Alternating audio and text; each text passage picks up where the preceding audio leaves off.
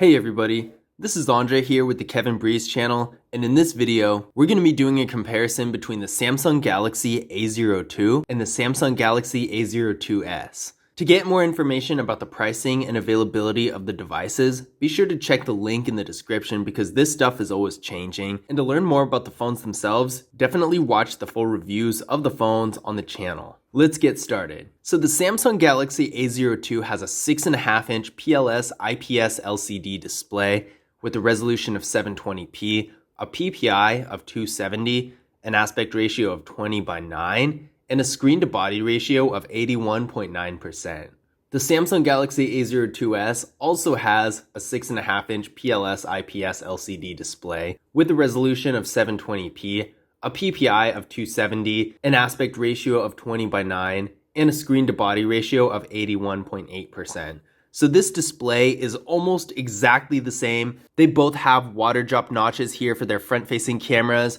Each of these cameras are 5 megapixels. So as far as the display and design go, they're basically the same. There's really not a whole lot of a difference. On paper, the bezel for the Samsung Galaxy A02 is supposedly a tiny bit smaller, but I don't really see it. I don't know if you see it. It really looks the same to me. So if the display of the phone is one of the more important deciding factors for you, this is probably not going to help you make your decision because display-wise, both of these phones are really the same. Now that being said, it is a really good display. It's really large, which is great for content consumption. And even though the resolution is only 720p, it does look really nice. Now, both of these phones have 64 gigabytes of internal storage with microSD card expansion. So again, storage-wise, these phones are going to be about the same with 32 gigabytes of internal storage and 2 gigabytes of RAM, as opposed to this specific version in my hand, which is the 64 gigabyte version with 3 gigabytes of RAM. Similarly, the Samsung Galaxy A02s has another variant as well with 32 gigabytes of internal storage and 3 gigabytes of RAM, but this specific version has 64 gigabytes of internal storage and 4 gigabytes of RAM. So a little variation there, but these versions are the higher models. That being said, 64 gigabytes of RAM for a phone like this is really good. Usually these entry-level phones have 32 gigabytes or sometimes as little as 16. So 64 is a really good amount. Personally, I consider this more of a minimum. I am a little bit more lenient and understanding with the lower level phones. The more entry-level ones usually don't have a whole lot of storage to begin with. So I am aware of that, but 64 gigabytes is a really good amount. With the system and the apps getting larger and larger, it's definitely important to have a lot of storage, so this really helps a lot. Now, there's no wireless charging on either of these phones, and neither of these phones have a fingerprint scanner or face unlock, which is really unfortunate. When you look at the display, really large, really high quality, and find out that it has 64 gigabytes of internal storage, you would think that phones like these would actually have some decent features, but unfortunately, security-wise, it's pretty bad. All you can do is use a PIN or a pattern or a password, none of which I think are very good. I personally prefer a fingerprint scanner over pretty much everything. Face unlock is a nice alternative, but seeing that neither of these phones have either of those features is pretty disappointing. Now, taking a look at these camera setups here, the Samsung Galaxy A02 has a 13 megapixel rear camera and a 2 megapixel macro camera. And keep in mind that this phone doesn't have portrait mode. The Samsung Galaxy A02s has a 13 megapixel rear camera, a 2 megapixel depth sensing camera, and a 2 megapixel macro camera. So this phone does have portrait mode. It doesn't make a whole lot of sense to me why the Samsung Galaxy A02 doesn't have portrait mode, especially considering its predecessor, the Samsung Galaxy A01, did have portrait mode. But the Samsung Galaxy A02s does have portrait mode, so that's nice that at least one of these phones does.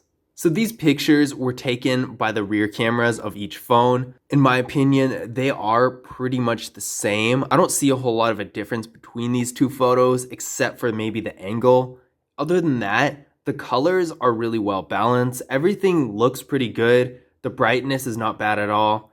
I wouldn't say that this is really usable for like a super professional purpose, like a website. I wouldn't put a picture taken by either of these phones on the the front page of a website or something like that. Of course, photography is usually done with an actual camera, but it has been more popular with smartphones in the more recent years, with phones like iPhones and the high-level Samsung Galaxy S phones and the Notes.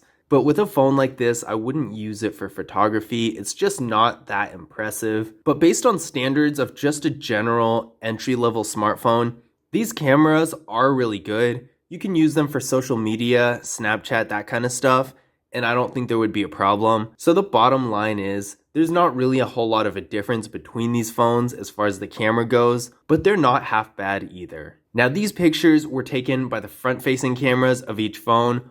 I think the Samsung Galaxy A02 has a slightly better image here. The details stand out a little bit more, whereas with the Samsung Galaxy A02s, the highlights pretty much take over the entire picture, and the details aren't really that sharp. That could be the angle and lighting, but it does appear that the Samsung Galaxy A02 really handles all that stuff a lot better. Now, both of these phones are able to shoot video in qualities up to 1080p, and as far as the quality goes, I do believe it's going to be pretty much the same as we saw there in the photos. These phones have almost the same camera, with the exception of the Samsung Galaxy A02s having a depth sensing camera and portrait mode, whereas the Samsung Galaxy A02 on the front-facing camera has a little bit better details, but it's really not significant enough to be noticeable. So for videos, I imagine it's not going to be a whole lot different from the difference in these phones' photos on their rear camera. So we ran Geekbench 5 benchmark tests on both of these phones. Internally, the Samsung Galaxy A02 is getting 3 GB of RAM with the MediaTek MT6739W processor.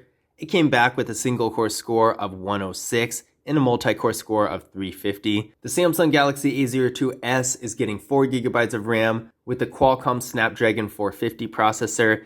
This one came back with a single core score of 129 and a multi-core score of 488. So in general, these numbers really aren't very impressive. There are so many phones in the same price range and maybe a little bit of a step up that have many times more processing power than these phones. These phones really are only going to be useful for stuff like daily phone activities, talking, texting, that sort of thing, web browsing, social media, content consumption. Other than that, I think you're definitely going to have more of a hard time with these devices if you're trying to do something more complicated. I would definitely not recommend getting these phones for something like games or doing video editing. Photo editing might be okay, but in general, these processors are very much on the low end and really aren't going to be able to do a whole lot more than your usual activities. So definitely keep that in mind. That being said, the Samsung Galaxy A02s does have a slightly faster processor than the Samsung Galaxy A02. So that is one difference. It's not really a big difference because the numbers are still really low, but it's at least going to be able to do daily tasks a little bit better. If you're browsing the web or consuming content on YouTube or something like that, it might be able to load a little bit faster. Other than that, it's really not going to put it in a different level that's going to allow it to do any more. It'll just do the regular tasks a little bit better. Now, both of these phones have 5,000 milliamp hour batteries, so that's a really good advantage that both of these phones have over pretty much any phone that doesn't. This is basically the biggest battery that you can get currently these days. 5,000 milliamp hour batteries are really large. They not only get a ton of life per charge, but over time as the phones degrade, they will last a really long time. Now, in conclusion, which one of these devices is better? Now, for almost everything, these phones are basically the exact same. They look almost identical except for the back. They have the same size display, same quality camera and video, same battery. There's so much about these phones that are pretty much exactly the same, but the Samsung Galaxy A02s is going to be the better device, and there are a couple reasons for this. The first, the most obvious one, is the processor. It's noticeably more powerful, even though neither of these phones have particularly strong processors.